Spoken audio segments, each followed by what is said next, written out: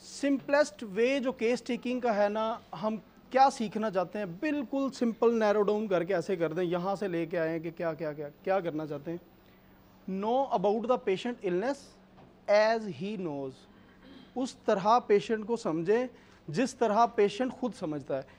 जिस तरह इन्होंने खुद बताया कि फॉर एग्जांपल इनके स्टमक में पेन है, मैं जब तक उतना ही नहीं समझ पाऊंगा कि कहाँ पे दर्द है, पूरे पेट में है, स्टमक में है, राइट इलियक फोसा में है, लेफ्ट में है, जब तक मैं वो नहीं समझ पाऊंगा हम पेशेंट को अच्छी तरह से डील नहीं कर सकेंगे। और अगर ये नहीं कर पाएंगे कि तो आगे सारी चीज़ें ब्लर होती रहेंगी। इससे पहले एलोपैथिक में केस चेकिंग कैसे करते हैं, मैं उसका एक छोटा सा ओवरव्यू बताऊं।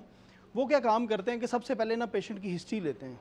हिस्ट्री पेशेंट उनके पास आया, वो उसको पूछने लग गया आपको इश्यूज़ क्या क्या हैं, वो सारी उन्होंने हिस्ट्री ली। सेकंड वो क्या करते हैं, दूसरा स्टेप होता है जनरल फिजिकल एग्जामिनेशन। पहले पेशेंट की हिस्ट्री ली, सेकंड जनरल फिजिकल एग्जामिनेशन देखना शुरू कर दिया, फेस देखा, हाथ देखे, वाइटल्स देखे, ये सारा कुछ देखने के बाद वो थर्ड लेवल पे क्या करते हैं, इन्वेस्टिगेशन करवाते हैं। इन तीनों चीज़ों का क्या फ़ायदा होता है, वो एक डायग्नोसिस तक पहुंच जाते हैं।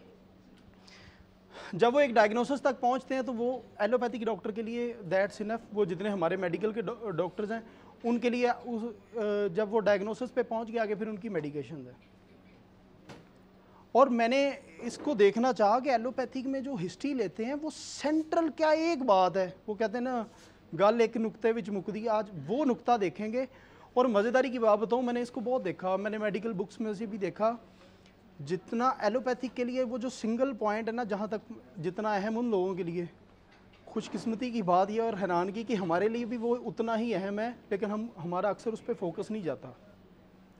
वो ये रूटीन में हिस्ट्री में वो पहले इंट्रोडक्शन लेंगे, एज सेक्स ऐसी चीज़ें देख ली, फिर ओवरव्यू देख लिया, जनरल पेशेंट आया ऑब्जर्व कर लिया, पेशेंट पेल तो नहीं है या उसकी स्क्लेरा येलो तो नहीं है, इस तरह की चीज़ें, फिर वो जनरल फिजिकल। सबसे मेन बात एलोपैथिक में जिस चीज़ पे वो फोकस करते हैं, वो करते हैं कि पेशेंट की प्रेजेंटिंग कंप्लेंट क्या है। मैं फिर रिपीट करता हूँ, सबसे मेन एलोपैथिक में मेडिकल लाइन ऑफ ट्रीटमेंट में ये देखते हैं कि पेशेंट हमारे पास किस लिए आया है, क्या उसकी प्रेजेंटिंग सिम्टम है। अब प्रेजेंटिंग सिम्टम फॉर एग्जांपल मैंने कहा कि पेशेंट के एब्डोमिनल कोई इश्यूज़ हैं, ये डॉक्टर साहब ने बहुत अच्छी बात की, इन्होंने पेशेंट के पहले ये प्रोब किया कि कहाँ पे पेन है, इतना बड़ा एब्डोमन है, उसमें इतने सारे ऑर्गन्स हैं, इन्होंने कहा स्टमक में पेन है। ये इनके लिए ये बड़ी बात है, ये क्योंकि एक सीनियर साथी है, इनको पता है इस चीज़ के लिए। लेकिन हम क्या गलती करते हैं, पेशेंट आया, उसने कहा डॉक्टर साहब मेरे ना सर में दर्द है, हम फौरी तौर पर शुरू हो गए, कब से है, क्या है, पहले पूछें क्या है। हो सकता है वो सर में जो दर्द, वो पेशेंट ने आगे कहा मेरे सर में दर्द है, वो रेफर्ड पेन हो, वो थका हुआ उसकी वजह से हो रहा है, तो उसकी प्रेजेंटिंग कंप्लेंट वो उसकी फैटीग होगी, वो हमारा हेडेक नहीं होगा। अच्छा, इस प्रेजेंटिंग कंप्लेंट पे एलोपैथी क्योंकि ये इसको एक बेसिक पिलर के तौर पे मानती है, जिस तरह रीढ़ की हड्डी की तरह मानती है, इसके कुछ स्टेप्स हैं कि किस तरह जस्टिफाई करें कि हमारी जो कंप्लेंट है वो प्रेजेंटिंग कंप्लेंट है। उससे पहले जिस तरह मैं एक और बात बताऊं, हम उस बात पे जाने से पहले हम कॉमनली क्या मिस्टेक करते हैं, पेशेंट आया उसने कहा मेरे पेट में दर्द है, हम शुरू हो गए, हम क्या करना शुरू हो गए, 2-3 काम करते हैं, या तो ये शुरू हो गए अच्छा क्या होता है, अच्छा ठीक है, और कब होता है, कब से है, वो ऐसे ही। अगर पेशेंट की वो एक्टिव कंप्लेंट नहीं है, जिस चीज़ पे हम खड़े हो गए पेशेंट को आगे जाके मेडिसिन देंगे, फेल, अल्टीमेटली हम फेल हो जाएंगे। ऐसे सर दर्द लगा लें कुछ भी। फिर दूसरा हमारी क्या गलती होती है, पेशेंट आता है तो हम दूर से देखना शुरू हो जाते हैं, यार ये मुझे कलकिरिया लग रहा है, तब भी हम फेल। आप उसकी पूरा उसको जस्टिफाई करें, माइट भी पॉसिबल के एंड पे आप कहें कि ये मेरी जो ऑब्जर्वेशन थी बिल्कुल ठीक है, ये पेशेंट वही है। लेकिन अगर इसको कहते हैं प्रेजुडिस, पहले से आपने एक जहन बना लिया ये कलकेरिया है, ये फास्फोरस है, ये सल्फर है, अगर हम इस तरह प्रैक्टिस करेंगे तभी हम फेल। फिर एक और बड़ी अहम बात जो मुझे बड़ी मज़े की लगती है, मेरे साथ जब मैं बिगिनिंग में था तो मेरे साथ भी ऐसा होता था, ये स्टूडेंट काफ़ी सारी इनके साथ भी ऐसा होता होगा। पेशेंट कहता है यार पता नहीं किहड़े सवाल पूछी जाने तुसीं मैनूं, थकाता मैनू ते। हम एक तो ये होता है कि हम इररेलेवेंट क्वेश्चंस करना शुरू कर देते हैं पेशेंट से। पेशेंट के लिए, पेशेंट को ना वो लगता है कि यार मैं पेट में दर्द है या मेरे घुटने में दर्द है, ये पूछने लगे पसीना कितना आता है, स्टूल कैसा है कैसा नहीं है, उसका क्या हल है कि कैसे उस चीज़ों से बचें। ये पैसे पेशेंट आगे इरिटेट होते हैं हमारे से। अब नक्शा मीका को इररिलेवेंट क्वेश्चन पूछ लें तो वो तो पता नहीं क्या कहाँ पे क्या करना शुरू कर देगा। हम बोर होना शुरू हो जाते हैं अक्सर। कभी कभी हमारी जो कन्वर्सेशन होती है ना डॉक्टर्स की पेशेंट के साथ 1 to 1 बोरिंग आना शुरू हो जाती है, या तो पेशेंट या शुरू कर देता है या हम भी बोर हो जाते हैं। हम ना डॉक्टर का अगर पेशेंट से सवाल करता है तो उसके सिर्फ 3 मकसद होने चाहिए, इससे ना कोई कम ना ज़्यादा। सबसे पहले नंबर पे या तो हम कर रहे हैं कि ये पेशेंट था, ये डॉक्टर साहब हैं, ये मेरे पास एज आ पेशेंट बन के आए, इन्होंने कहा मुझे पेट में दर्द है, तो मैं या तो ये समझने की कोशिश कर रहा हूँ इनको डिजीज़ क्या है, या तो पहला उससे रेलेवेंट क्वेश्चन हो सकते हैं। डॉक्टर साहब कहाँ पे पेन है, लोकेशन एग्जैक्ट देख ली, अच्छा वॉमिट तो नहीं आती, गाल ब्लैडर की अगर पेन है तो उसके साथ वॉमिट आएगी, किडनी की पेन है फिर वॉमिट आएगी, या तो हम ये देखने की कोशिश कर रहे हैं। इस तरह के क्वेश्चन पेशेंट से करेंगे क्योंकि ये वो तो उसकी एक्टिव कंप्लेंट है, तो पेशेंट माइंड नहीं करेगा, पेशेंट आपके साथ चलता रहेगा। एक या दूसरा हम क्वेश्चन ये कर सकते हैं कि हम पेशेंट को समझने की कोशिश कर सकते हैं। पहले नंबर पे हमने डिजीज डायग्नोज की, दूसरे नंबर पे जो हमने पेशेंट को समझना है हमने क्या किया, होम्योपैथिकली क्या करते हैं कि गाल ब्लैडर की पेन है, कोलिक है, उसके साथ क्या मोडेलिटीज़ हैं, क्या कंकोमिटेंट्स हैं, क्या स्पेसिफिक टाइम है, इसको हम कहते हैं इंडिविजुअलाइजेशन या पेशेंट को समझना कहते हैं। या तो हम पहला काम कर रहे हैं, या दूसरा पेशेंट को समझ रहे हैं, या तीसरा क्या काम कर रहे हैं। जब हम ये दोनों काम कर लेंगे तो तब हम तीसरा रेमेडी की कन्फर्मेशन पे जाएंगे पेशेंट से। जिस तरह कलकेरिया के पेशेंट का एक कन्फर्मेटरी सिम्टम आप ये पूछ सकते हैं कि कलकेरिया का पेशेंट वो कहता है मैं सीढ़ियाँ चढ़ लूँ, मैं बहुत थक जाता हूँ। आप फिर पूछ सकते हैं कि आपको पसीना कितना आता है, वो कि थोड़ा सा भी काम कर लूँ तो बुरा हाल हो जाता है। ये तो है कन्फर्मेशन। इस अगर प्रोसेस से अगर आपने नहीं गुजारा, ये मैं 3 क्लास इसलिए लेके आया था कि ये हमारे ना 3 स्टेप्स होते हैं। ये पहला कौन सा होता है कि हम पेशेंट को समझने की कोशिश कर रहे होते हैं। आपने जब तक पेशेंट को नहीं समझा, अगर आप डायरेक्ट वहाँ पे चले गए, हम इंडिविजुअलाइजेशन करने लग गए, फेल हो जाएंगे, पेशेंट का इंटरेस्ट लूज हो जाएगा, हम बिल्कुल आउट हो जाएंगे। और अगर ये दोनों काम कर लिए तो तीसरे नंबर पे आएगा हम रेमेडी की सिलेक्शन पे। अब हम बात करते हैं कि सबसे पहले वो जो प्रेजेंटिंग कंप्लेंट है जिस पे एलोपैथिक भी बहुत ज़्यादा रिलाई करते हैं, हर डॉक्टर उसी चीज़ पे रिलाई करता है, उसकी कुछ करेक्टरिस्टिक पॉइंट मैं आपको बता देता हूँ कि किस तरह हम प्रोव करेंगे कि ये पेशेंट की प्रेजेंटिंग कंप्लेंट है। फॉर एग्जांपल एक पेशेंट आया हमारे पास, उसने आते ही कहा डॉक्टर साहब वीकनेस बहुत है, भूख भी नहीं सही लगती। हम फौरी तौर पे एज अ होम्योपैथिक बहुत सारी ये गलती करते हैं, हम शुरू हो जाते हैं यार इसको एवना देंगे, क्या होगा, कब से आपको जी वीकनेस, ये है ये। हम ये भी गौर नहीं करते कि ये वाकई वीकनेस की वजह से आया। हो सकता है वीकनेस रेफर्ड सिम्टम हो किसी और चीज़ की, उसको कोई क्रॉनिक इलनेस चल रही हो, वो 3 दिन से वो स्ट्रेस में हो सकता है पेशेंट, वो आके कहे कि मुझे मेरी तो मदर की डेथ हुई थी 4 दिन पहले। मेरे साथ प्रैक्टिकली ऐसे बहुत सारे मेरे पास फेलियर हुए हैं। फिर ऐसा भी होता है पेशेंट आया, उसने आगे लैब रिपोर्ट हमारे सामने रखी, हमने देखा कि गाल स्टोन है, वो देखा, उससे पूछा ये कब से, कहता 2 साल से या 3 साल से। वो पेशेंट की प्रेजेंटिंग कंप्लेंट नहीं है, वो 2 साल से सर्वाइव कर रहा है, वो बाद में भी करेगा, वो आपके पास क्यों आया, इस चीज़ को प्रूव करना। या तो हो सकता है वो कहे डॉक्टर साहब लास्ट नाइट इतनी पेन थी, इतनी वॉमिटिंग हुई, मैं आपको मैं क्या बताऊँ। जब ये कन्फर्म हो गया तो तब हम इस चीज़ पर रिलाई करके आगे जा सकते हैं। थायराइड इनलार्ज, कुछ पेशेंट आते हैं, हमने आते ही देखा गिल्लड़ है तो हमने ज़हन बना लिया गिल्लड़ है जी, अच्छा और कब से है जी, हो सकता है वो गिल्लड़ से ना आया हो, हमारे पास कुछ और कंप्लेंट के साथ आया हो। हमने ये देखना है कि पेशेंट हमारे पास क्यों आया, ये डॉक्टर का पहला क्वेश्चन होना चाहिए पेशेंट के पास आते ही कि ये मेरे पास क्यों आया, क्या लेने आया। अगर हम ये इस क्वेश्चन के साथ डॉक्टर स्टिक नहीं रहेगा तो पेशेंट तो वैसे ही पेशेंट को नहीं पता, पेशेंट को ये नहीं पता उसकी डायग्नोसिस क्या है, कैसे हो सकता है, मेडिकल पैरामीटर का उसे नहीं पता। तो ये हमने पहले नंबर पे देखना है कि पेशेंट एक्चुअल में हमारे पास क्यों आया। दूसरे नंबर पे पेशेंट आके क्या करते हैं, ये भी बहुत बड़ा ट्रैप है मेडिकल फील्ड में। पेशेंट आता ही कहता डॉक्टर साहब मुझे ना बवासीर है। हम क्या करते हैं, वो मेडिकल टर्मिनोलॉजीज बोलता है, हम समझते हैं इसे ना, हम सारे ही समझते हैं कि इसे हेमरॉयड्स हैं। मैंने ऐसा एक केस को मैं बड़ी देर तक डील करता रहा, एंड पे उसने बताया उसने तो एक दफ़ा ऑपरेट करवाया था, तो फेस्ट्यूला है, उससे एनल फिशर हो सकता है। जब हमने शुरू ही गलत कर दिया, वो आगे जितनी मर्जी मेडिकेशन वो सारी इररिलेवेंट हो जाएगी, पेशेंट गया हाथ से, हम फेल। और पेशेंट आके ना आजकल क्योंकि नेट का ज़माना है, गूगल पे लोग करके आते हैं, वो आगे कहते हैं डॉक्टर साहब मुझे ना IBS हो गया। मेरे पास एक इसी तरह एक पेशेंट आया, ये एंग्शियस पेशेंट होते हैं, आगे कहता मुझे IBS हो गया। मैंने वैसे पूछा, मैंने कहा आपको किसने बताया? कहता मैंने नेट पे पढ़ा था। हमने पहले खुद से कंफर्म करना है कि इसे IBS है कि नहीं है।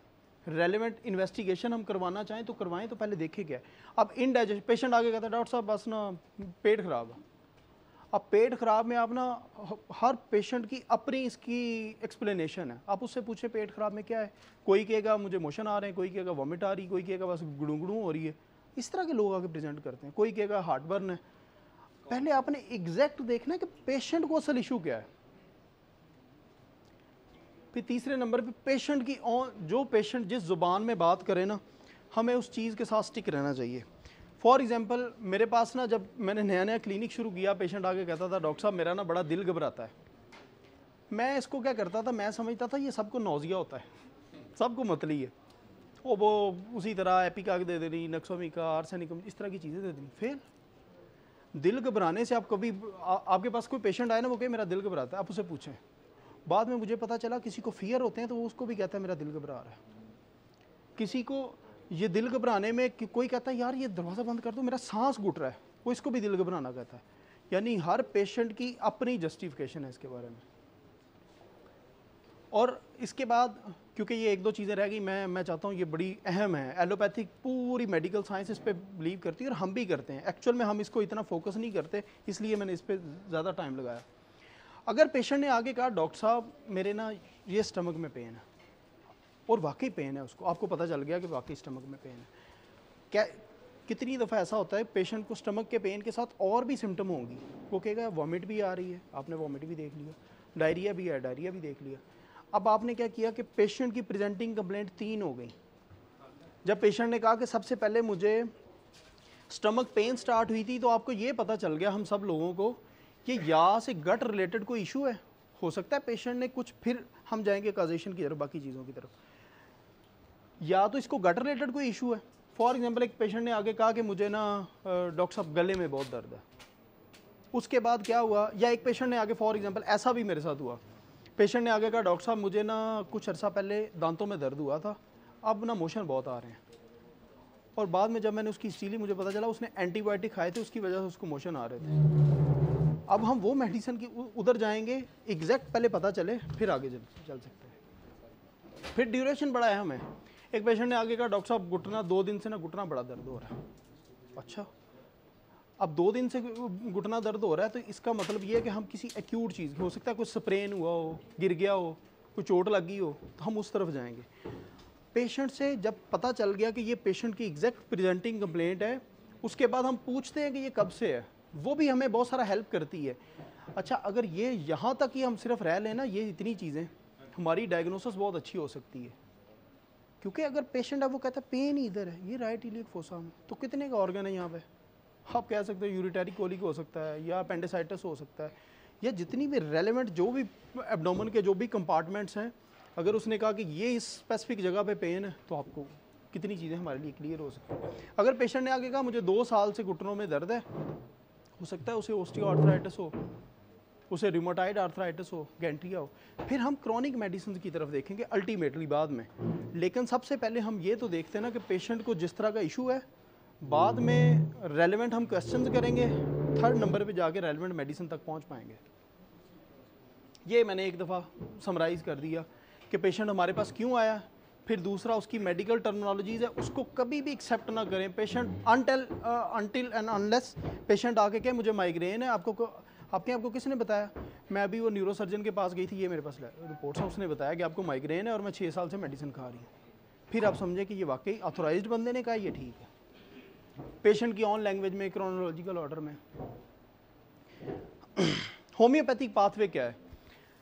एलोपैथिक भी इस चीज़ को बड़ा अहम समझते हैं, हम भी समझते हैं और हमें समझना चाहिए। ये पहली चीज़ को अगर हमने स्किप कर दिया तो अल्टीमेटली हम फेल हो जाएंगे। हम क्या करते हैं, इस चीज़ को पहले होम्योपैथिक इस चीज़ को समझते हैं, उसकी प्रेजेंटिंग कंप्लेंट क्या है, फिर दूसरे नंबर पे ये बड़ी अहम चीज़ है, उसके बाद उसको देखते हैं कि काजेशन क्या है इस पेशेंट की, कोई इसकी मोडेलिटी क्या है, उसकी प्रेजेंटिंग कंप्लेंट के साथ कोई ख़ास पेशेंट का करैक्टर लगा तो हमारी करैक्टरिस्टिक सिम्टम बन गई। उस काजेशन के साथ हमने क्या किया, वो लोकेशन, सेंसेशन, मोडेलिटीज़, कंकॉमिटेंट, उस जो हमारे पास जो करेक्टरिस्टिक सिम्टम आई उसकी काजेशन लेनी है हमने। पेशेंट हो सकता है 2 3 4 बताए करेक्टरिस्टिक सिम्टम्स, ऐसा भी होता है पेशेंट ने आके कहा जब से मेरे वालिद साहब की डेथ हुई है तब से मुझे इश्यूज़ आ रहे हैं। तो हमें ये पता चल गया इस पेशेंट का जो मेन इशू है ये उसके वालिद साहब की डेथ के बाद क्या है, तो ये प्रोब करना है।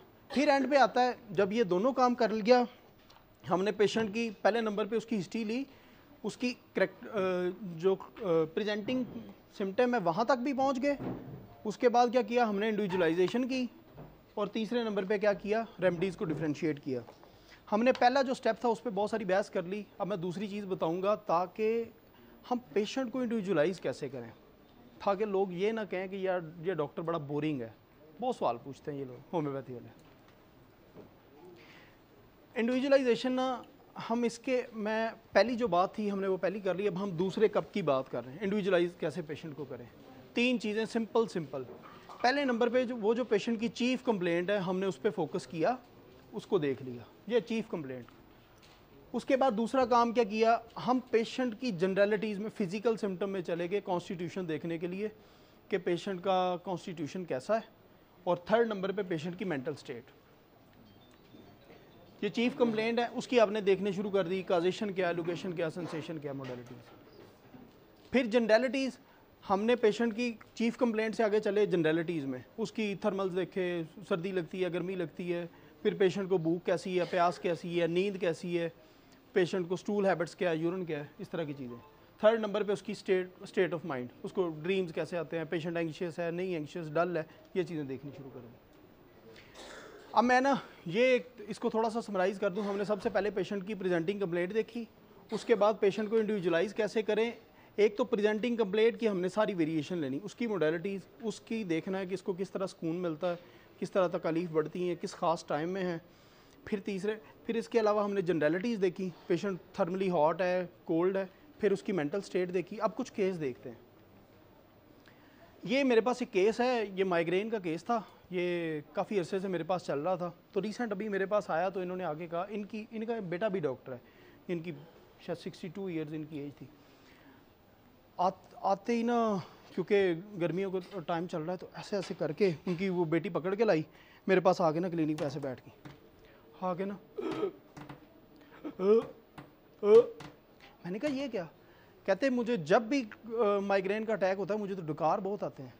अब माइग्रेन आ गया, पेशेंट का स्पेसिफिक करैक्टर हमें मिल गया, अब हम क्योर की तरफ बहुत जल्दी जा सकते हैं। फिर मैंने कहा ये खाली डकार ही आते हैं, ऐसे और तकलीफ बढ़ती है? कहती नहीं, सुकून होता है, जितने ज़्यादा आ जाएं। मुझे ना ऐसे लगता है कि ऊपर ऊपर से डकार आते हैं, लेकिन जब काफ़ी सारे आ जाए ना फिर मैं सुकून में आ जाती। हमने एक प्रेजेंटिंग कंप्लेंट के साथ 2-3 करैक्टर लगाए, पेशेंट ये इंडिविजुअलाइज हो गया। फिर और वो कहती आंखें बंद करूं, दिल करता है यार डॉक्टर साहब आँखें बंद करके लम्बे पै जाओ। हमें 2-3 पेशेंट के 2-3 ही करैक्टर मिल जाए तो हमारे लिए काफ़ी होते हैं।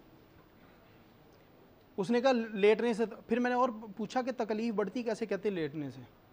मैंने इस केस को देखा, मैंने कहा headache, lying aggravation, headache, eructation during, और फिर कहा कि इरेक्टेशन मेलुरेशन, क्लोजिंग आइज मेलुरेशन। पहली मेडिसिन आई कार्बोवेज, और मज़ेदारी की बात, इस पेशेंट को मैंने बहुत कार्बोवेज दी है पहले, और ये ठीक हो जाती थी। और इसको तब ये कहती थी डॉक्टर साहब रात में मेरा दिल करता कि एयर कूलर आ मैं हूँ, इतना मैं पास हूँ, मैं इसको कार्बोवेज देता था, माथा ठंडा हो जाता था इसका। अब कार्बोवेज काम करना छोड़ गई। दूसरी मेडिसिन आई सैंगुनेरिया। मैंने सैंगुनेरिया वहीं पे पेशेंट को कहा, मैंने डिस्पेंसर को कि इसको 200 की डोज दें। 5-10 मिनट बैठने से पेशेंट ना रिलैक्स हो गई, हंसने लगी। हाँ जी डॉक्टर साहब। 5 मिनट में उसके ब्रेन में सब कुछ जितना उसका खलल चल रहा था वो नहीं ठीक हो गया, लेकिन वो जो नर्वस स्ट्रेस थी, टेंशन थी, वो रिलीज़ हो जाती है। अब कुछ अर्सा मेडिसिन और पेशेंट को देते रहते हैं तो वो आहिस्ता आहिस्ता पेशेंट उस स्टेट से भी निकल आता है। ये केस भी मेरा बड़ा मज़ेदार था। एक और केस है, अच्छा ये बड़ा मज़े का केस था। ये ना मेरे एक दोस्त हैं, तो उनके वालिद साहब हैं, वो मेरे पास आया, उसने कहा डॉक्टर साहब मेरे वालिद साहब को ना बहुत मसला है। मैंने कहा क्या मसला है? कहता है यहाँ पे दर्द होती है। मैंने कहा और? उनके वालिद साहब मेरे पास आ गए, कहते यहाँ पे होती है। मैं उनकी हिस्ट्री ले रहा हूँ। मैंने कहा जी चाचा जी क्या हाल है आपकी, क्या होता है? वो ऐसे बैठे थे, मैंने उनसे पूछा क्या हाल है, उठ के चल पड़े। क्लिनिक से बाहर। मैंने कहा यार क्या बात है। फिर उसने, मैंने कहा यार क्या मसला, कहता नहीं आ जाते 2-4 मिनट बाद फिर आ गए। मैंने कहा क्या मसला है, पहले तो ना वैसे ही, कहता केड़ा ठीक होना, 4 महीने नंगे सारे डॉक्टर को जाते हैं। उसने इतनी सारी मुझे अल्ट्रासाउंड पता नहीं क्या क्या रिपोर्ट्स करवाई, ये LFT RFT सारे करवाए, मैंने नहीं ठीक होना। मैंने कहा अच्छा। मैंने कहा और क्या होता है, कहता यार गल ये है, मैं अभी एक डॉक्टर से होके आया हूँ, उसने मुझे 1 हफ्ते की मेडिसिन दी है। सारी मेरी बात जो कुछ मैंने कहना था सुनना था वो बात सुनने के बाद कहते मैंने 1 हफ्ते की मेडिसिन खा लेंदे, जे ना ठीक होया तो तेरे को आ जाऊँगा। मैंने कहा तो वो 1 हफ्ता मुझे दे दें। कहता नहीं। मैंने कहा क्यों, कहता उत्थे भी तो पैसे लाए। मैं कहा अच्छा यार। मुझे अब पेशेंट की ना, अब जब आप क्लोजली देखते हैं ना तो आपको पेशेंट के फियर्स पता चलते हैं। अब मैंने देखा कि पेशेंट इतना ज़्यादा रेस्टलेसनेस है, बैठेगा उठेगा, फिर अच्छा कुछ देर बाद फिर आके बैठे वो, फिर मैंने को बात की, बड़ी मुश्किल से मैंने ये मनाया। मैंने कहा आप ऐसा करें, मुझे ना 2 दिन दे दें, 2 दिन फिर 2 दिन फिर 2 दिन, 3 ट्राइयाँ कर लेने थे, अगर मैं फेल हो गया तो आप छोड़ दीजिएगा, आप पहले वाली दवाई खा लीजिए। बड़ी मुश्किल से उन्हें मनाया। मैंने जब उनकी हिस्ट्री ली, अब ये क्या है, ये सारी यहाँ पे स्ट्रेस है। एक्चुअल में स्टमक का कोई इशू नहीं है, एब्डोमिनल कोई कंप्लेंट्स नहीं है, घर में कोई वो फाइनेंशियल उनका अप डाउन हुआ कि चीज़ें को अरेंज नहीं हो रही थी, पैसों का कोई मामला तो ऊपर नीचे हुआ, उन्होंने कहा कि लॉस हो जाना वहाँ, पैसे यार लगी जान दे, मैं नहीं ठीक हो रहा। पहले ये देखा कि मैंने कहा anxiety about health, despair of recovery, patient कहता मैं नहीं ठीक होना। फिर दूसरा, जितनी रेस्टलेसनेस थी, मैंने मेडिसिन दी, आर्सेनिकम दी 200। मज़ेदारी की बात बताऊँ, 3 दिन 4 दिन पेशेंट में, 4 दिन के बाद पेशेंट आया, पेशेंट काफ़ी बेहतर। 4 दिन के बाद बेचैनी बिल्कुल ख़त्म। 2 दिन बाद फिर आके ना, 1-2 दिन बाद आके कहता वो सारा कुछ मुक गया, दर्द हाले भी हो रही है। अब मैंने कहा बेचैनी बिल्कुल ख़त्म होगी। फिर मैंने कलकेरिया की डोज दी, वो बंदा बहुत बेहतर हो गया। अब ये क्या, उसका कोई फिजिकल प्रॉब्लम नहीं था, वो पेशेंट डायरेक्ट हमारे पास मेंटल सफियर के साथ आया था। उसने लैंड किया हमारे पास क्लिनिक पे, हमने देखा कि इसको कैसे कैसे लेके चलें, हमने क्लोजली ऑब्जर्व किया। अब कलकेरिया इतना ज़्यादा ये कंजूस नहीं होता, आर्सेनिकम होता है। आर्सेनिकम, उसको सारे फियर्स क्या थे, पैसे पैसे पैसे लग रहे हैं, इतने अगे पैसे लगे, 4 महीने हो गए नहीं राम आया, तो इस तरह की चीज़ें। अच्छा ये केस ना, ये केस, इसका मुझे बड़ा मज़ा आया।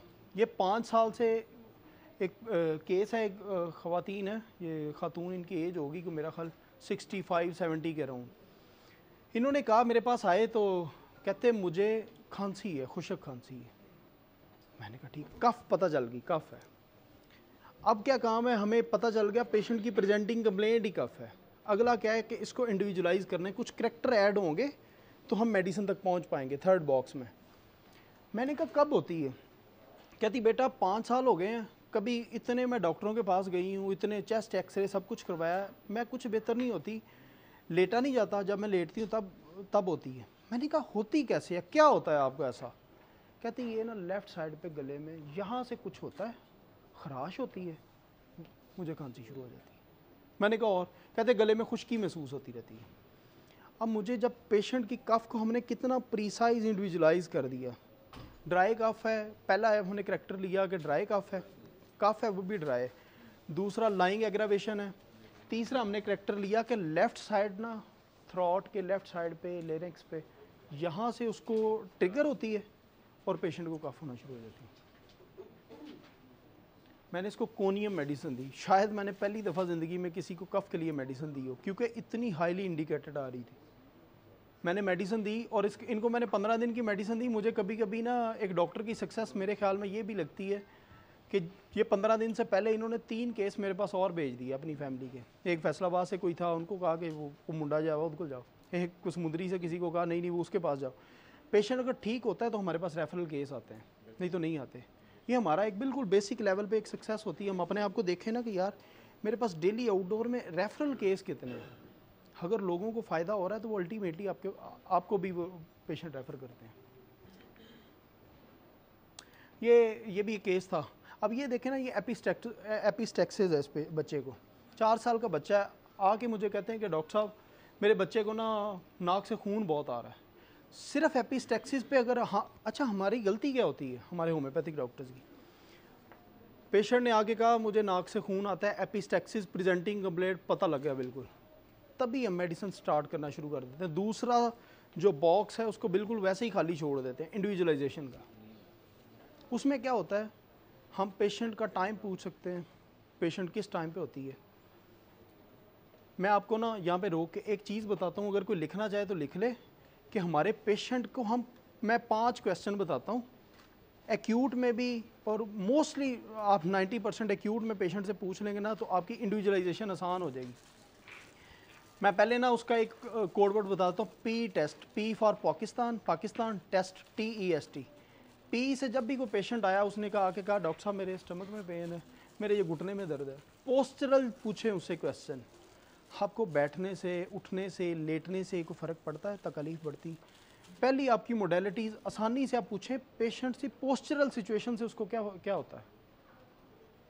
पेशेंट बैठा है, उठा है, मैं अक्सर मुझे आके कोई पेशेंट कहे ना डॉक्टर साहब लेटने से तकलीफ़ बढ़ती है, मैं तीनों पोजीशन पूछता हूँ, ये बिल्कुल स्ट्रेट लेटने से, राइट लेटने से या लेफ़्ट लेटने से। और अक्सर ऐसा होता है पेशेंट कहता है यार मैं एब्डोमेन पे उल्टा लेटूँ तो सुकून मिलता है। एक पोस्चरल, वो ना शायद स्लाइड मिस होगी, मैंने कहा तो मैं वैसे बता दूँगा। पहली पोस्चरल। दूसरा टी से टाइम पूछें, टाइम मोडेलिटी कब होती है स्पेसिफिक। अब इस बच्चे की ख़ास बात ये थी, जैसे ही रात को सोता था सोए हुए नाक से खून आता था, जागते नहीं आता। और उन्होंने कहा ज़्यादा आता ही डॉक्टर साहब जब रात को सोता है तब ज़्यादा खून आता है, एपिस्टेक्सिस की। Time modality exact.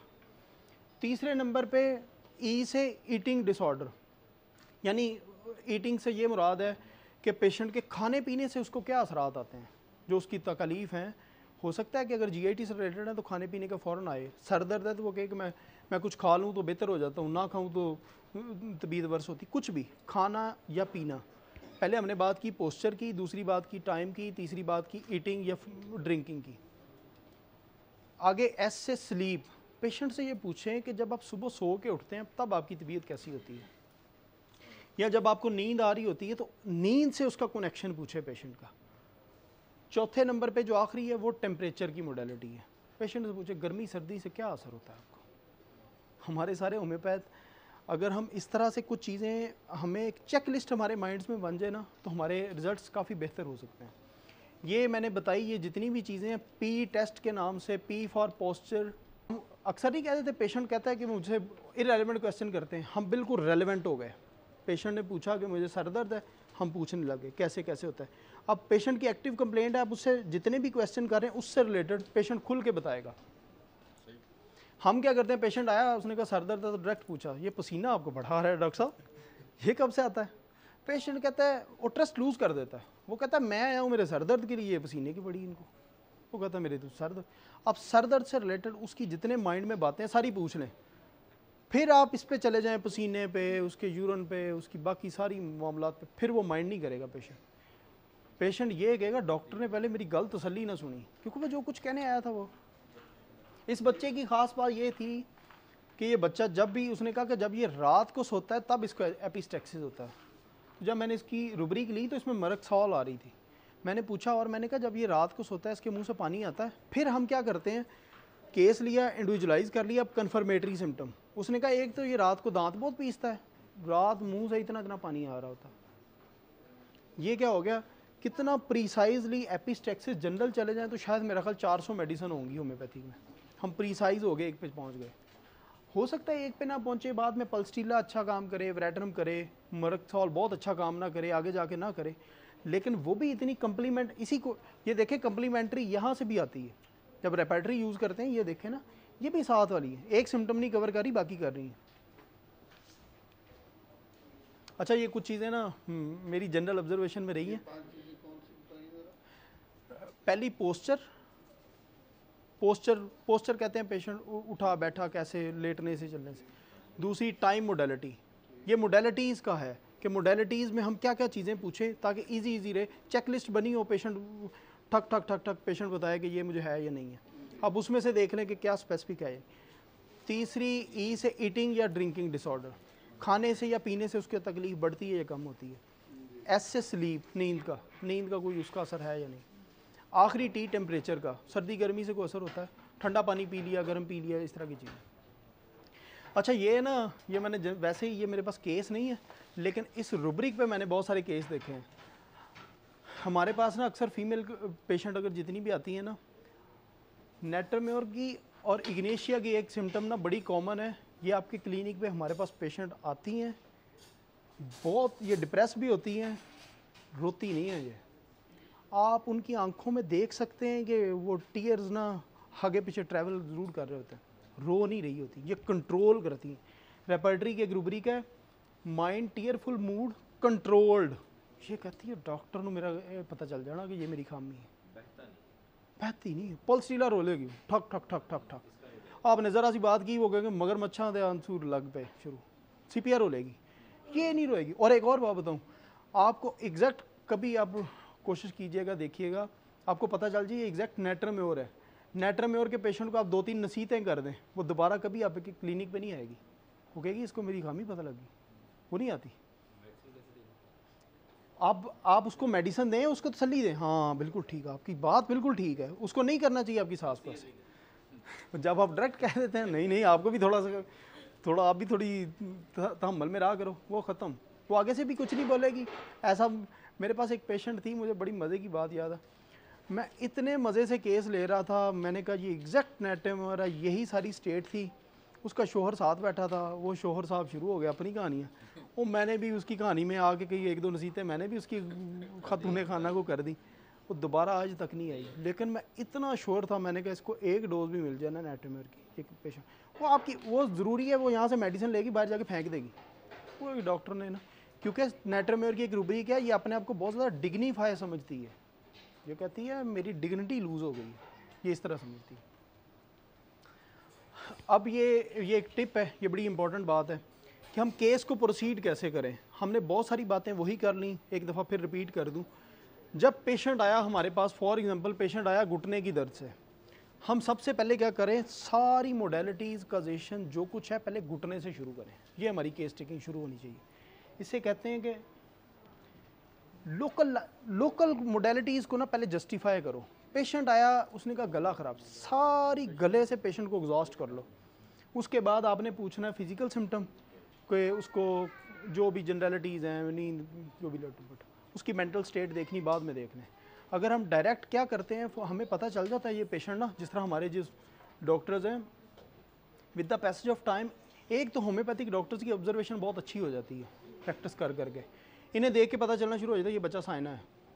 लेकिन अक्सर ऐसा भी होता है कि साइना के बच्चे को आप डायरेक्ट उसकी मेंटल हिस्ट्री पे चले जाना तो पेरेंट्स ही गुस्सा करना शुरू कर देते, मैं तो जेड़े मकसद लिए आई वो तो पूछा नहीं, पहले वो पूछना।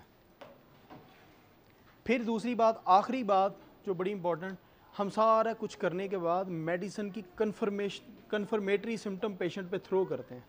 उससे पता चल जाता है कि ये हमारी मेडिसिन जो हमने दी है, ये पेशेंट और मेडिसिन ये बिल्कुल सेम पेज पे हैं या नहीं है। ये टेक होम मैसेज फिर यही है कि हम सबसे पहले पेशेंट की हिस्ट्री पे फोकस करें, उसके बाद इंडिविजुअलाइज करें, फिर रेमेडी करें। ये 3 बॉक्स है एक्चुअल में। पेशेंट की हिस्ट्री में वो सारी प्रेजेंटिंग कंप्लेंट वाली कहानी। दूसरा इंडिविजुअलाइजेशन, उसमें फिर हम मोडेलिटीज़ जो भी चीज़ें हैं जब होम्योपैथिकली देखते हैं वो वहाँ पे देखें। थर्ड नंबर पे रेमेडी सिलेक्शन। ये आज की सारी कहानी। कोई क्वेश्चन हो किसी का तो? जी डॉक्टर साहब, एक सेकंड। डॉक्टर शेब साहब, मैंने 3-4 लेक्चर आपके सुने हैं। 2-3 लेक्चर आपने वो फाटक रेपर्टरी के बारे में हमें घुमाते रहे। जी जी। लेकिन जो लेक्चर आज दिया था ये पहले होना चाहिए था। इन्होंने बताया कि जो मरीज पेशेंट आपके पास आए वो क्या लेकर आया है, उसके मुताबिक सवाल करें, कब से हुआ है, कितनी देर का हुआ है, जो दूसरा सवाल है। वो कमी बेची मोडेलिटी, उसका तीसरा सवाल है। ये आज जो लेक्चर दिया ये पहले होना चाहिए था। मैं आपका बहुत बहुत शुक्रिया अदा करता हूँ। बहुत शुक्रिया जी डॉक्टर साहब।